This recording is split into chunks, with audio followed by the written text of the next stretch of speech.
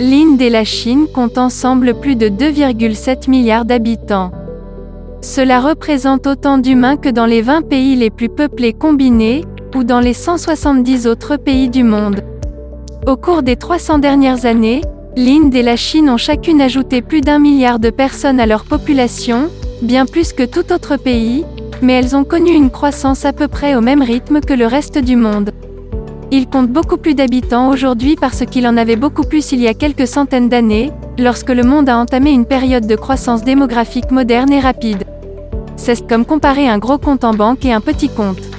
S'ils croissent tous les deux à peu près au même rythme pendant de nombreuses années, le plus gros gagne beaucoup plus d'argent, simplement parce qu'il a commencé avec plus. Donc, la question d'1 milliard de dollars, d'1 milliard de personnes est la suivante. Pourquoi l'Inde et la Chine comptaient autant d'habitants lorsqu'elles ont entamé leur croissance rapide ? Nous ne pouvons pas le savoir avec certitude, étant donné que de nombreuses variables influent sur la dynamique démographique à long terme, mais les deux explications les plus plausibles sont la nourriture et la superficie. Le fait de disposer de nombreuses terres fertiles et d'un accès facile à l'eau douce permet de cultiver une grande quantité de nourriture, ce qui permet de nourrir de nombreuses personnes. Aujourd'hui encore, les 10 pays les plus peuplés du monde possèdent tous une superficie agricole relativement importante.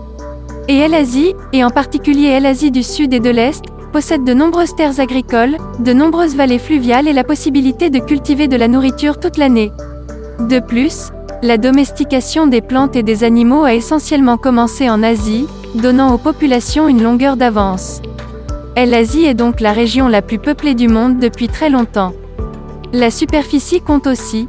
Des pays comme le Pakistan et le Bangladesh regorgent peut-être de fermes et sont densément peuplés, mais comme leur superficie est plus petite que celle de l'Inde et de la Chine, ils ne peuvent tout simplement pas contenir autant d'habitants.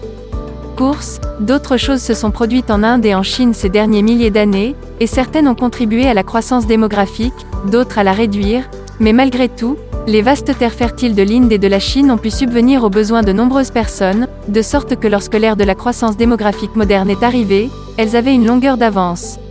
Ou plutôt, une longueur d'avance de 100 milliards. Cette vidéo a été sponsorisée par l'Université du Minnesota, où des étudiants, des professeurs et des membres du personnel de tous les domaines d'études s'efforcent de relever les grands défis de la société. Le Minnesota Population Center aide les chercheurs en démographie à explorer les tendances passées et actuelles de la population mondiale. La Global Landscapes Initiative cherche à trouver comment continuer à nourrir la population mondiale croissante sans nuire à la planète, et le projet IPUMS Terra intègre les données démographiques mondiales aux données sur l'environnement afin de mieux comprendre comment les humains transforment les écosystèmes et comment les écosystèmes transforment les humains. Merci, Université du Minnesota.